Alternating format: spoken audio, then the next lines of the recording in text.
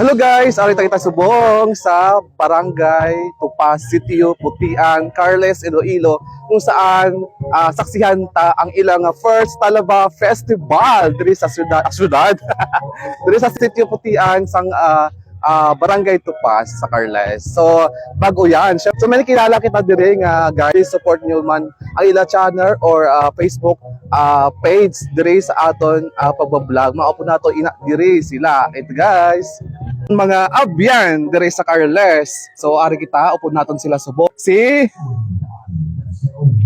pakilala ka abyan. Friend. Ano ya ako? Alright, mga kailonggos na ako gali si Ilonggos TV, alright no? Ari gali upod ko gali idol ko pugwa. Ilonggos Biya sa TV. imo gali ako pugwa, gali kay idol grabe.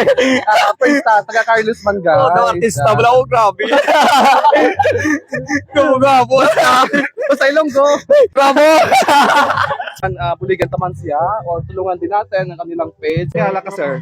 Oh, please support Pitik ni Ike page. Yeah. Oh, please follow. Okay kag, thank you. So guys, ari kita subong sa isa ka sitio, barangay diri sa Carles kag saksihan ang bago first ever Talaba Festival diri sa ila barangay. Kag specifically sitio Putian. Welcome sa Sitio Putian. Hopefully, So, ma-enjoy na gid Ang sitio Putian ang may madamo nga talaba nga ginadala hindi lang diri sa Carles.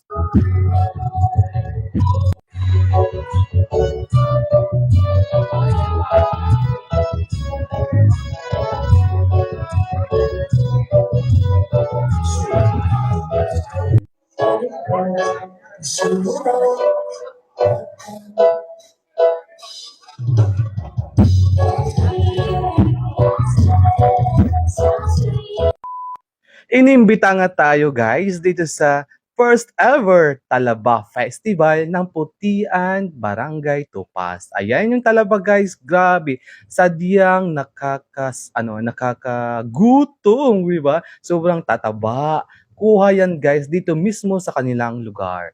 Kaya ginawang festival kasi sobrang dami ng talaba dito sa kanilang sitio, dito sa Tupas. So ang Tupas ay isa sa mga kinukuhanan ng talaba dito sa bayan ng Carles, Iloilo. Kag kayo nga, kung kayo ang pumunta dito sa amin, ay maraming talaba na pwede nyong kainin, di ba?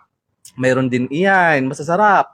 Ayan nga po, si ma'am, di ba? Si ma'am, si yung mga bisita na nandito ay sobrang nag-enjoy sa kanilang talaba eating. Yan, di ba? Hello guys, shoutout sa inyo pala. Shoutout ma'am sa inyong pagpunta dito sa Sitio Putian Talaba Festival.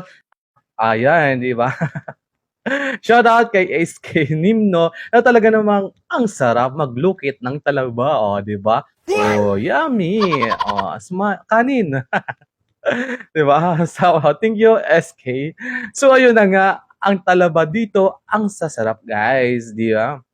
Ayan, madaming bisita. Hello, shoutout Pitik ni Ike. Hello, ayan, di ba? So masarap talaga ang talaba, lalo na pag fresh from the farm, guys. Kaya naman binabalik-balikan at na-speechless na ata tayo. Kasi ang dami nating nakain na talaba. Talaga namang my favorite, di ba? Paborito ko sorry guys. Paborito ko talaga yan, yung talaba, di ba? Char. So ayun, hindi matatapos ang ating vlog pag hindi natin napuntahan itong pinangkukunan ng talaba, yung kanilang farm dito mismo sa Sitio Putian, Tupas. A few moments later. So guys, ari tadi sa ginakuhaan talaba. Sitio Putian sa Tupas. Amo ni kalapad guys ang ilang talabahan dire. So ang talaba is one of the nila dire source of incomes. Putian, Tupas, Carles, di ba? Amo ni guys.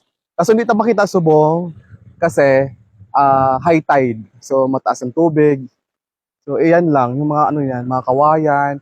Diyan kinukuha yung mga talaba na ating kinakain, di ba? So ang Tupas is isa sa mga